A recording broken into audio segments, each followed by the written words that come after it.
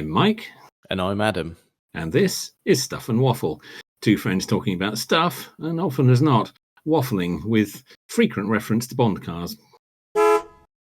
Well, here we are again, starting off as we always do now, what has, you might say, become a tradition with our ever popular game. Two truths, one lie. Yeah, well, one week I might fool you and do it the other way around, but we'll see. Oh, yeah. I like the way that one day you'll fool me, but that day will be because you cocked up yourself. Yeah, it will. It will. It's because I've not done my research properly. That's what Yeah. But we can't rule it out. We'll worry about that when it happens. We'll deal with the fallout of that if anyone notices. But yes, I have three little nuggets for you. Not like that. No, don't do. I don't want those. No. Right. Very well. If you've got those, I've opened implement. Very good. Somewhere to make notes. Okay. Yeah, I can do it. Right. Go on then. Without further ado, as the score. Everything to play for. They do. Yes. We're neck and neck, you might say, at this point. So let's see if we can hold you off for another week. So, number one. The Mark III Ford Focus was the first version of the car available in hatchback, estate, saloon, and convertible variants. Okay, just one more time. The Mark III Ford Focus was the first version of the car available in hatchback, estate, saloon, and convertible variants. Right, first version of the car available in hatchback, estate, saloon, and convertible. And convertible. Okay, right. Okay, duly noted. Okay. Number two. The ownership of the MG mark was passed to British Aerospace in 1988. The ownership of... Did you say specifically the MG mark or... I did say the MG mark, yes. Yeah. Was transferred to the British Aerospace, did you say? Sorry, British Aerospace. Yeah, no, that's fine. British Aerospace. What is it you do for a living again? For British Aerospace in 1988. 88 Aerospace.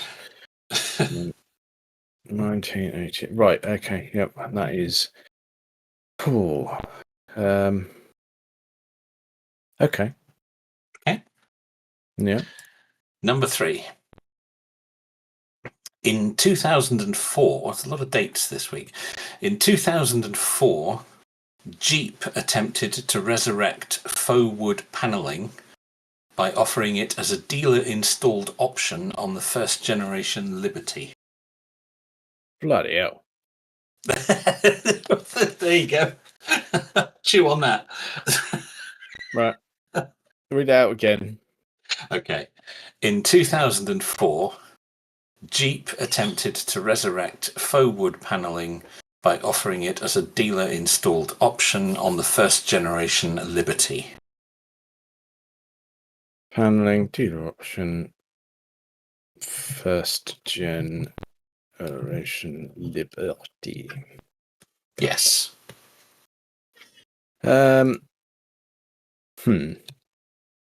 Three quite eclectic ones this week. Yeah. And the cat thinks so as well. Yeah, I can just about make it out. So I'm okay.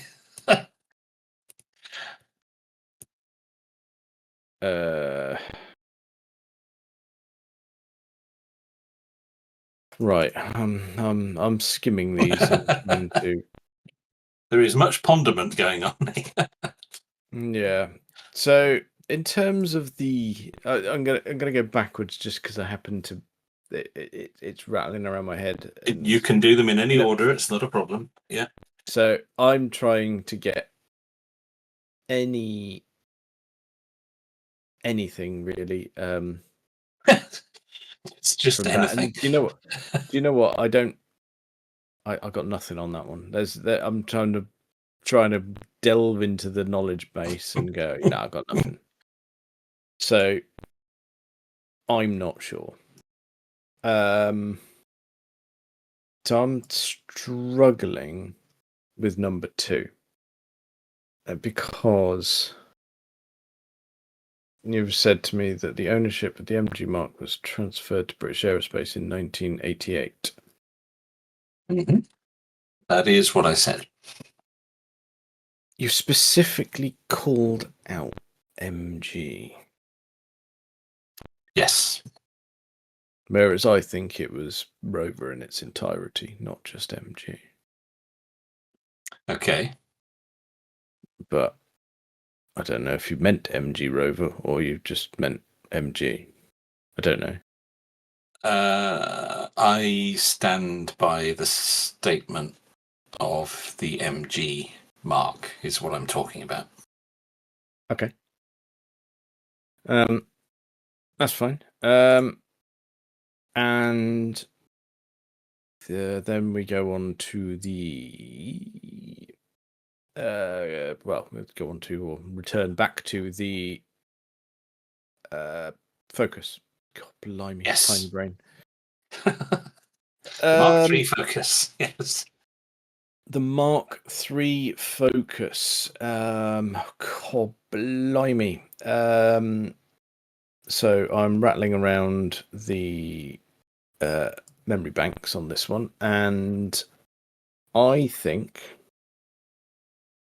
I've probably arrived at a conclusion because I think the Mark III was only available as a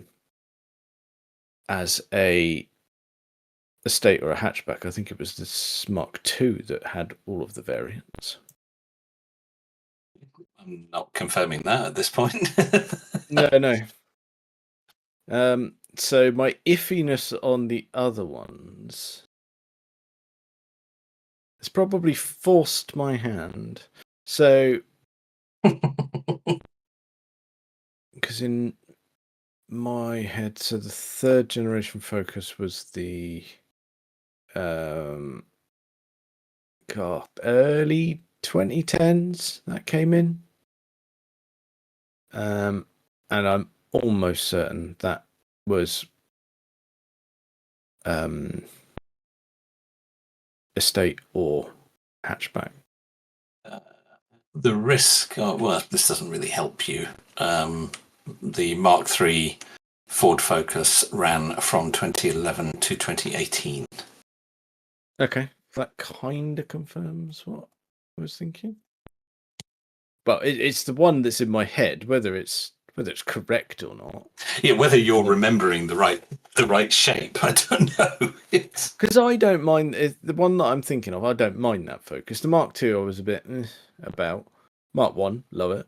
The Mark I, our love for the Mark I is well documented. Yes. Yeah. Got no issue with that. All right. I'm going to go with that. I am going to say that I'm hazy on the last two, but I'm almost certain on the first one that I think. Well, that sort of leads you in a direction, doesn't it? Yeah. So I think because your claim was the Mark III Ford Focus was the first version of the car available in hatchback, estate, saloon, and convertible. That is what I said. That is what you said. Okay, I am calling that and saying that's bollocks and saying it was the Mark II. Yeah. So, false on the first one, true on the other two. Okay, locked in. Locked in. Locked in on those. Right. Okay. Well, you are correct. Oh, lovely stuff. Damn you, sir. Oh, do you know what? It's the fault of the convertible. Yeah. Well, that was not a good choice. The trouble is, it's so shit. It It sticks was in your awful. mind. Yeah, Yeah. it was terrible. It's one of those ones where you look at the side profile of it and go, "How on earth is the proportions make it look like the boot is longer than the bonnet? How have you done this?" It's wrong from every angle. It's a terrible, terrible bit of design. Unfortunately, there's a bit of Pininfarina in that. What were they thinking? I know. Well, that is no guarantee of excellence, I'm afraid. No, Hyundai Matrix. There Yeah. and other examples. Yes, Yeah. I'm afraid they are quite capable of producing a moose. Yeah. So So hideousness. Yeah, is that.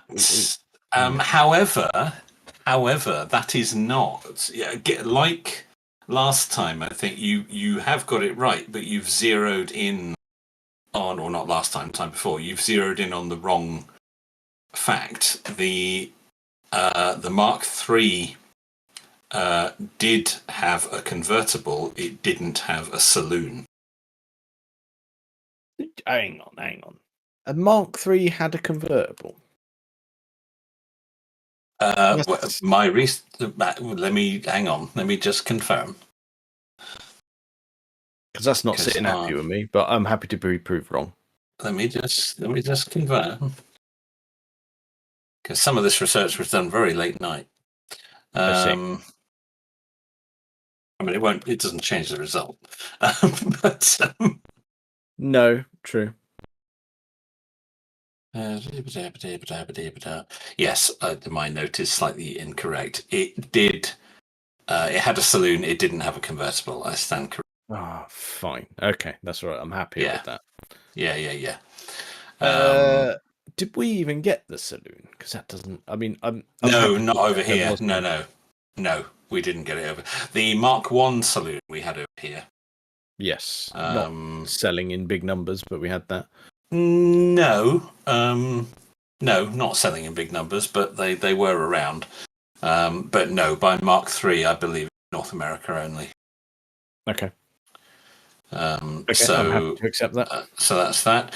Ownership of MG did indeed pass to British Aerospace in 1988 after the formation of the Rover Group. It was briefly passed to British Aerospace before being passed to Rover Group when it became MG Rover, and then was later the whole group was acquired by BMW in 1994, which included at the time MG, but it was briefly passed to, on its own, briefly passed to British Aerospace before the eventual formation of MG Rover.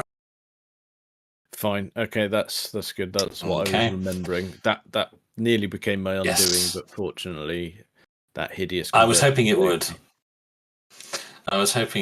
And in 2004, G indeed attempted to resurrect faux wood panelling on the sides of their vehicles, and it wasn't a factory option, but it was a dealer fit package called the Wagoneer package that you could have fitted to your first gen Liberty. Great. It was, I think it's fair to say, a total failure. Yeah, I can't imagine that being snapped up at all. No, would you like to see a picture of one? I mean, I suppose. If he really must. Yeah, I'll go the whole hog and say yes. Yeah, go on then. Go in the spirit of it. It's gonna be horrible, isn't it? God, it's gonna be horrible. Oh, it is horrible. What a turd. Yeah, you can keep that. Yes, the Jeep Liberty Wagoneer package. They didn't. It was a very short-lived dealer option. It turned out Nobody wanted the return of faux wood panelling on the side of their 4x4. I can't imagine why. No, it's strange. Dreadful. Absolutely dreadful. No, The things okay. we've learned doing this. Yeah, we have things we can't unsee. Yeah, Dreadful. indeed. Awful. So, you've pulled ahead again. It's not on. I mean, it's a relief for me, but less for you, obviously. All right. Well, I'll see what I can do next week. I'll see if I can make it. See if you can. Yeah. Feasible. I don't know. We'll see. So, moving on from a utter triumph. Yeah.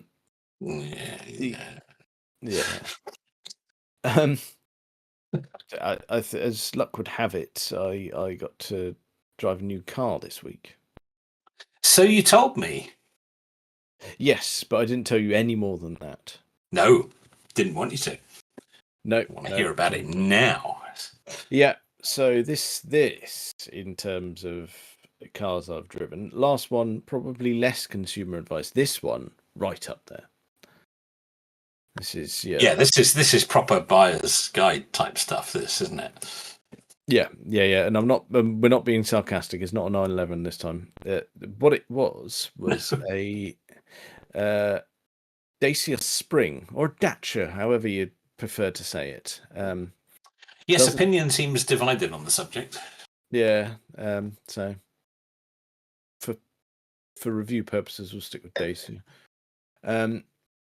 So, yes, I got to drive a virtually brand new one, courtesy of our friend of the podcast, Phil.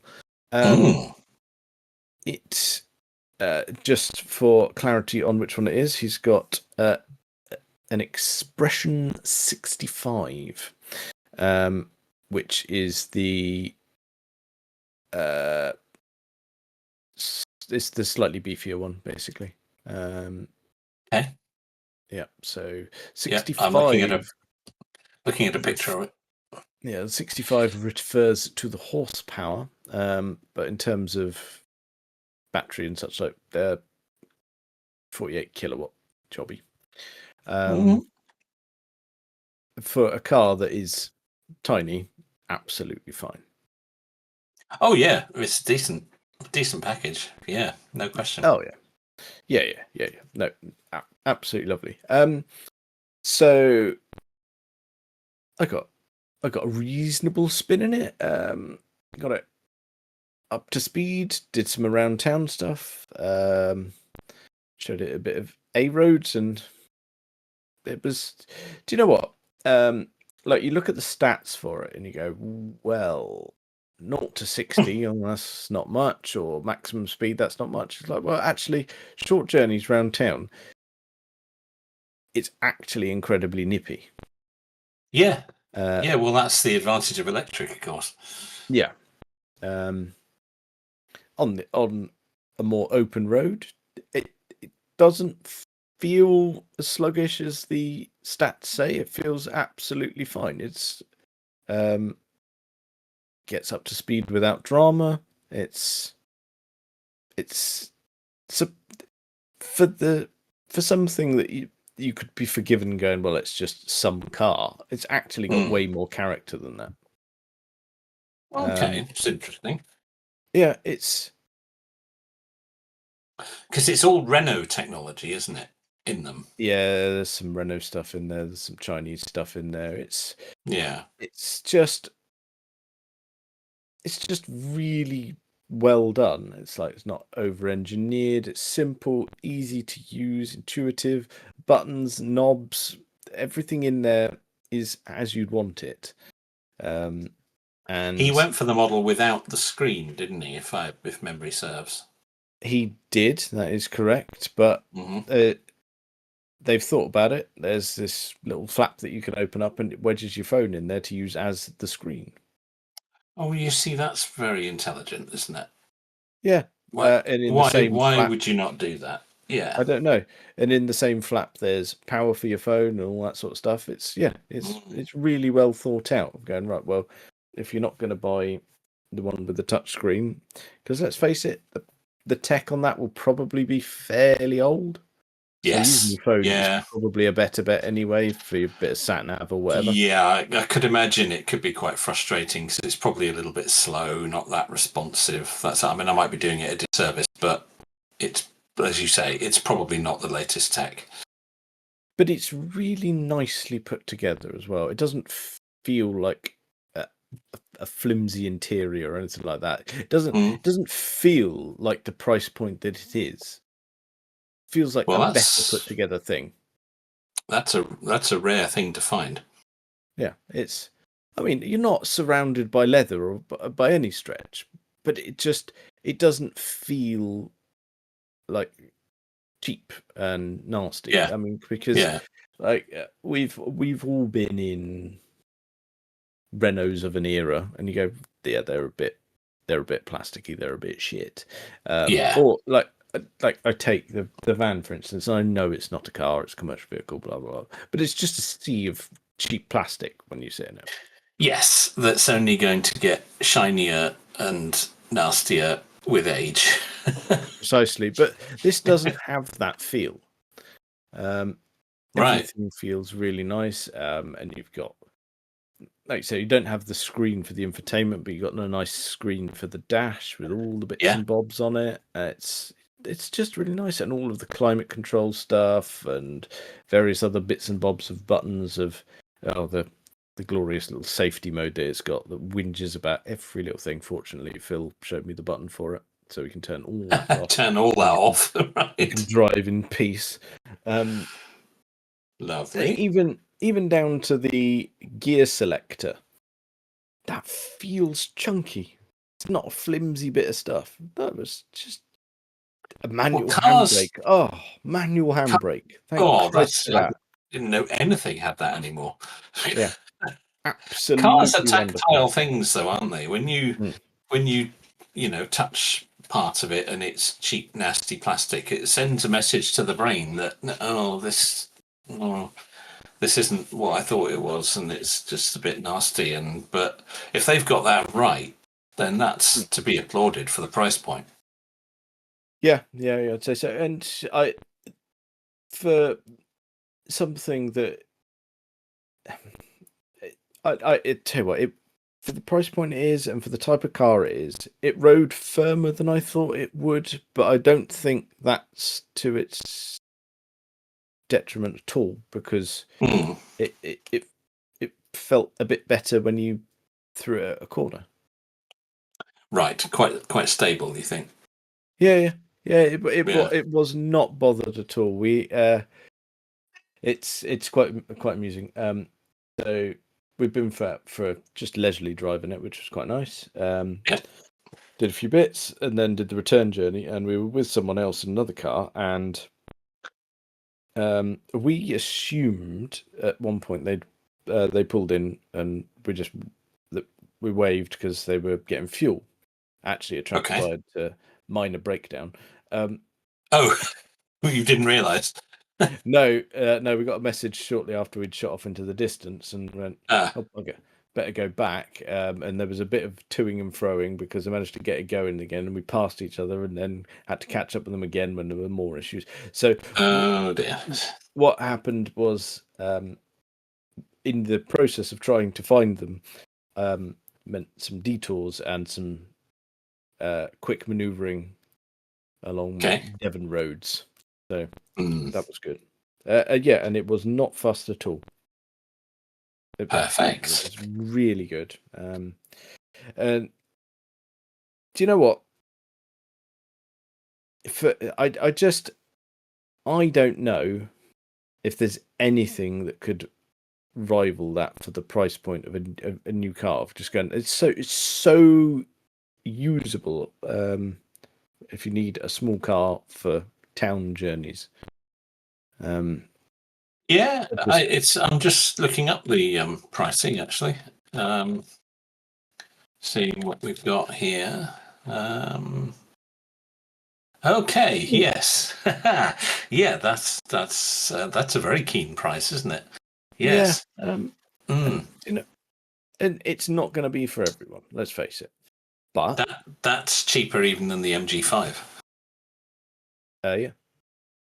Which in itself is well priced. So Yep.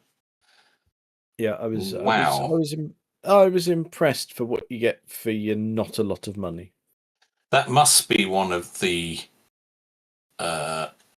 we won't say cheap, most affordable EVs on the market. Yeah. Yeah. Because it is pure electric, isn't it? So yeah. It's that's fantastic, isn't it? Yeah, I was genuinely impressed with what you got for that money if you went in and said, "I want a new car, please." Yeah. And it's well put together, and it's not a bad looking old thing either. No, do you know what? I'm probably not going to get excited about the visuals, but at the same time, no, there are some hideous cars out there, and that's not classified. Particularly in that segment, there really are. Yeah, absolutely. That is going to do everything he needs it to do supremely well, isn't it? Yeah, and very cheaply, because he can. He is fortunate in that he has a driveway. Yeah. He's sorted, being able to just stick on the drive, plug it in, or stick it at work, plug it in, or any of the above. Really is. That is. I was surprised when he told me he'd got it, but the more I thought about it, that actually that's really sensible. That's a really good choice. Yeah, it is. And it makes more sense than putting the miles on his van, paying for all of the diesel in the land. Just to cart himself about. Yeah. No, that makes a lot of sense. We need more of that sort of thing, and that price point is amazing. I didn't think you could buy a car that price anymore. Any car. Yeah, it's surprising. That's what got me again. A, this is cheap, but B, it doesn't feel like cheap. Yeah, no. It doesn't feel like you've not spent enough, as it does in some vehicles. No, in my head, if you spend not very much money on a brand new car, you're going to get in and have sort of FSO Polonaise build quality. Yes, exactly, and it's not going to last. It's all going to break and just be really disappointing. But because as long as Dacia have been in the marketplace over here, I've heard no horror stories. No, not at all. No, you don't hear anything negative about them. You don't hear anybody saying, "Oh, load of rubbish." You just don't hear that, which I think is really encouraging. And well, I think that's a fine choice. You can't knock that, can you? It's, as you say, all right. It's not exciting, but it's a really solid choice. Yeah. I got no issue with that at all. He's done well. Yeah, he has done well there. Yeah, I know it's great that he's gone pure electric. I know he was familiar with electric. He's driven electric cars before, but for a card-carrying petrol head, I think that's a really good choice. Yeah, it is, isn't it? It's a bold choice for someone who is definitely a car person and going, well, actually, I need to approach this from a slightly different angle. Yeah. I applaud brain. Yeah, it's yes. There's some logic gone into it, and I like that. Yeah. I think that's really good. I think he's done well there. Nice colour as well, actually. Phil's one. Yeah. He's gone for I think it's the khaki green. Yes, yeah, something like that. Yeah, it's quite a nice colour. Better than bland. I like that. Better than grey. Yeah. Oh God, yeah. Oh. Sir would like it in primer colour. Lovely. Yes, that's what you seem to get if you buy an Audi these days. Yeah, yeah, not so good. But no, I Well, Sir wants applaud it his choice. painted, does he? Mm. Well, that'll be another £5,000, sir. Yeah, that's half the trouble, I'd imagine. Yes, I think it is. Yes. But yeah, but no, I applaud him for that. I do. I think that's a really good choice.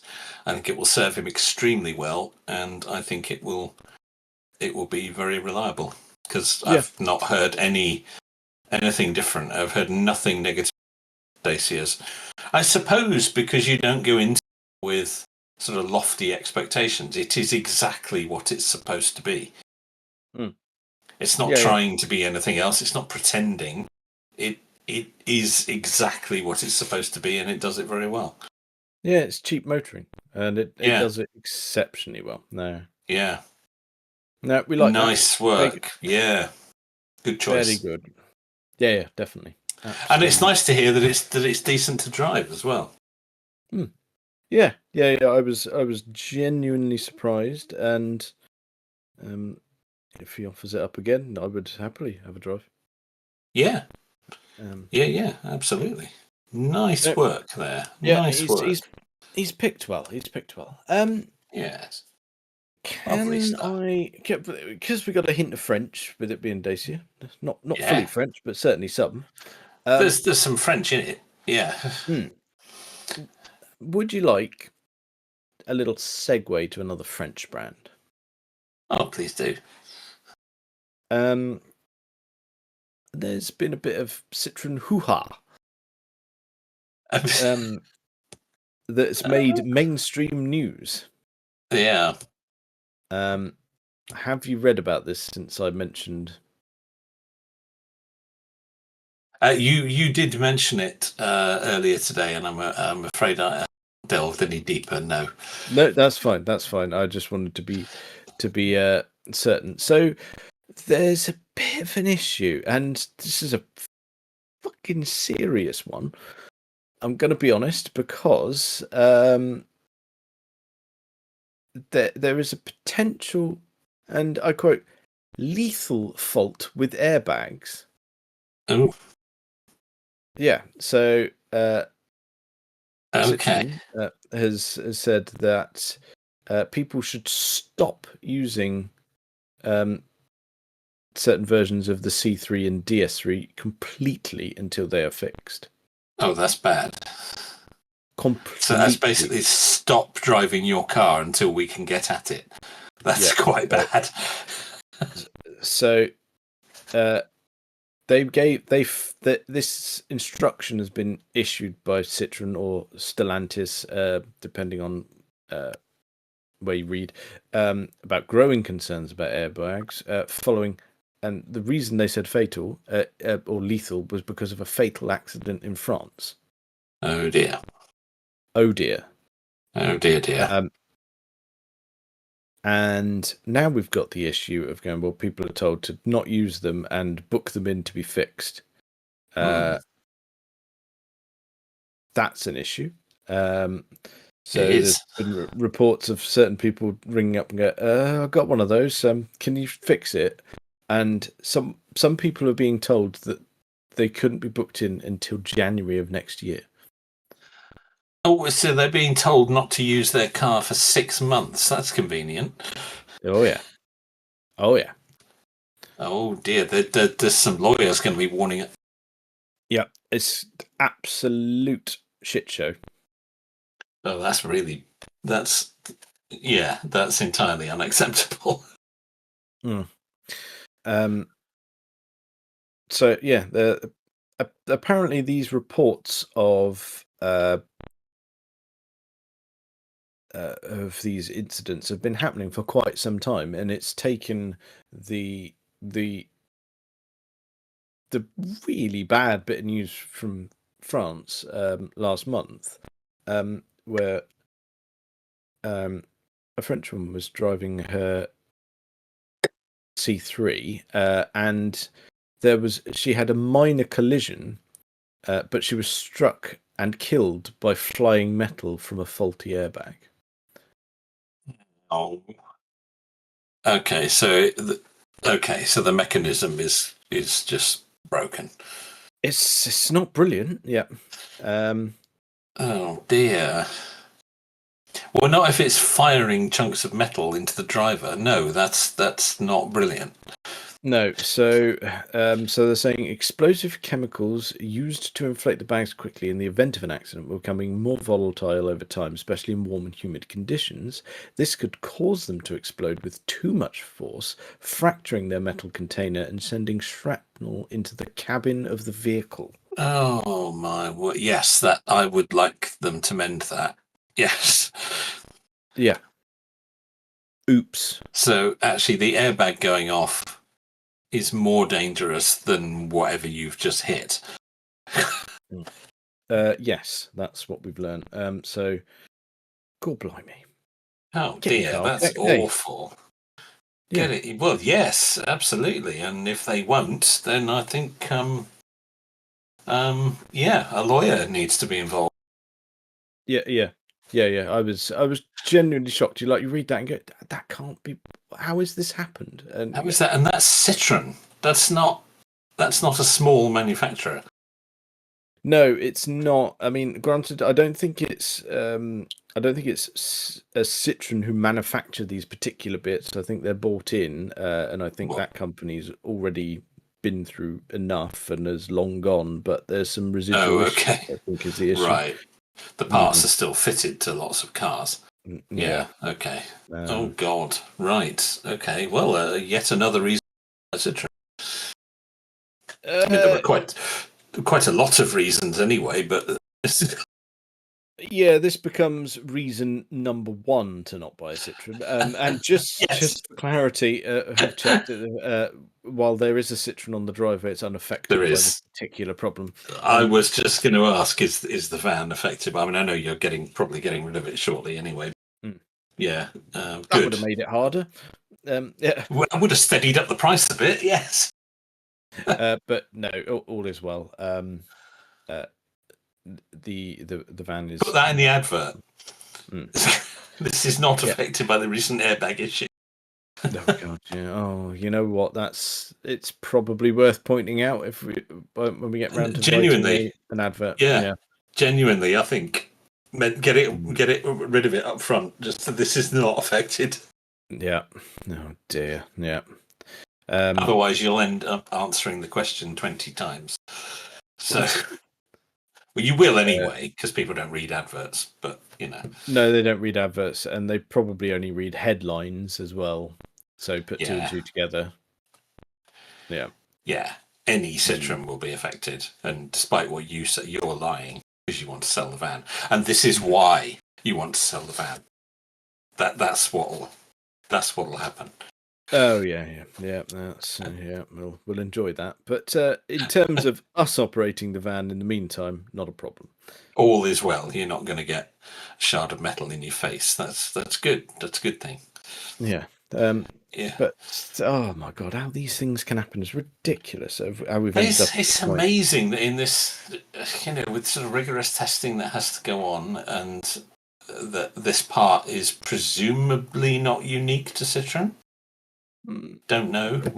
I think that's probably a fair assumption, but all of the news is centering around Citroen. Yeah, that does happen though, doesn't it? Because when these things come up, it tends to be the first manufacturer who reacts to it is the one that gets all. There may be others that try and deal with it a bit quietly. Yeah. I know what you mean. Yeah, it's like the first one to put their head above the parapet and then go, oh bloody hell. Yeah. Yes. Now you're in all the newspapers. The flack. Yes, we're going to get all the press, and everyone else who uses these parts are going to get away with it. But unfortunately, that is how it works. But oh dear, that's bad, and it's obviously terrible if someone has been killed because of their airbag going off. The very device that. Yeah. The very thing that is meant to protect you is not good. More dangerous than the accident itself. Oh dear. Yeah, not so good. I mean, it sounds like they're dealing with it, but 6 months to have your car repaired, and they're telling you can't drive it in the. I mean, are they replacement vehicle? I wouldn't have thought so. That's That the would be problem. my punt. That's the problem. Yes. Yeah, I don't know. Yeah. I don't know. They're going to get sued. I would have thought so. Yeah. Yeah. Yeah. This is going to become very lucrative for some legal people. Well, they're the only ones that really gain out of these situations, aren't they? I mean, look at VW Dieselgate. Oh God! Enormous amounts of money in the pockets of lawyers. Yes, exactly that. Not defending what VW were alleged to have done in any way, but yeah, the lawyers are the only. Yeah, that was an odd situation, wasn't it? Again, well, they got all these fines, but it's like, what did that actually mean? Yeah, They didn't at the end of transpire to anything. At the end of the day, not a lot. They had to pay out a lot of money, and a few people said, "I'm never going to buy a VW again." It hurt them probably for a matter of months, and then everyone forgot about it. Yeah, no one cares. No. Someone will still go down and go, oh yeah, I'll have a Golf. Yeah. Yeah. Exactly. It didn't. Yeah, no. It didn't do any lasting damage. It did some damage for a short period. Yeah. No. And I'm not saying that's right, but it's how it is. No, that's true. We're not defending it, but unfortunately, it is a fact that people have short memories. People have short memories, and they don't really care. It's all right. They did something dodgy, but I quite like the Golf. I'll have another one. Yeah. Yeah. That's about the size of it.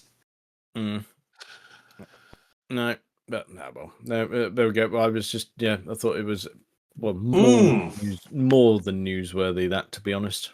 Yeah, very much so. Yeah, absolutely. And yes, any Citroen owners maybe want to check if their car is involved in this. I mean, presumably all relevant Citroen owners will have been contacted. I don't know how far back the issue goes, whether it's just news or how long. I think it's quite long, actually. Yeah, okay. Well, it's probably not a part they change very often. No, I wouldn't have thought No. So, well, if you haven't heard from Citroen and you have a Citroen, it might be worth looking into that.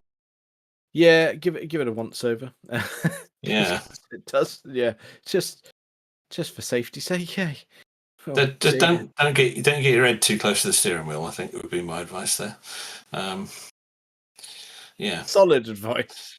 Yeah, very good. Think so. I'm glad you're here. Yeah. I think it's a service we provide here. Goodness me. Very good. I'd exhausted my supply of news. Did you have anything for me? Oh, well, let's see here. Now then, there's a few things going on here, isn't there? Let's touch on something I actually saw a little while ago, but there wasn't an opportunity to discuss it. We're rather fond of the GR variant of Toyota, are we not? As in the GR Yaris. Yes. Yeah, Yaris, or they'll stick a badge on a Supra and all that sort of stuff. Yeah, we do quite like that. Yeah. Well, it is rumoured that they are going to bring GR Corolla to the UK. Bring it to the UK, yes, because we touched on this, didn't we? Because it was US only, wasn't it? That's right. Yes, we touched on the vehicle and said, "Oh, what a shame that's here." But rumours abound that it actually might be coming out here. Okay. Now that's of course that's a 5-door hatch. That's a very different proposition to the Yaris. Yeah, it's a bit more practical. There is one thing that is in the back of my mind. Yeah, done a bit of googling. Quite a reasonable amount of them have sort of burst into flames. Okay, right. Well, I mean that continues along the safety theme then. Maybe, yeah, okay. Don't sit in one of those. It's right. Okay, good. That's great. So just be mindful that was a little while back. They might have addressed it. And I think actually there was some awkwardness around it because I don't think Toyota honoured the warranties. Oh dear. I don't know if that was true for all of them, but there were certainly a couple of them where they said nope. What? Because it burst into flames, and they're saying that wasn't their fault. Yeah. So. Well, again, some lawyers will be making on that, I would imagine. Yeah, and I think one of the real sticking points is, well, they market it as, well, it's a GR, and they market it as a hot car, and even badge some of them circuit edition, and then will absolutely not honour any claims for high-speed driving. Oh dear. Well, okay, yeah, that's a bit silly, isn't it? Because what do you think people are going to do with it? Yeah. Very. Yeah. Oh dear. Okay. In general, I would like the car to be available in the UK. I would just like it to be less flammable. Less burny. Yeah. Okay. That would be good. Yes. Yep. So the news originated from a new production line being set up in the UK for a larger vehicle, and people sort of put two. It was going to be for Corolla. For the UK, that hasn't been confirmed. That's sort of where the rumours came from, that a Euro spec GR Corolla. Partly because probably everybody would quite like a Euro spec GR Corolla, but we'll see. We know how well the Yaris has done, and incredibly well. Yeah. Yeah. GR86 is doing quite well. They're not particularly plentiful in terms of production compared to the Yaris, but I think they would do very well if they brought the GR Corolla to the UK. I think so. I would like that enormously. I would be all over that. That would be great. A proper 5-door performance hatch, I think, would be lovely stuff. Yeah, I think if they did bring it over, and I was ever in a position to, own, drive, be in it, I would almost insist on a fire extinguisher to hand. Yes, just in case. Safety first, and that seems to be the theme of the evening. So yes, there we go. We will gladly accept the GR Corolla into the UK as a production vehicle, but maybe a nice dealer option will be a fire extinguisher. Let's go with that. Well, I think that's probably enough of that for this week. Check us out on all the various social medias and things. Thank you very much for listening.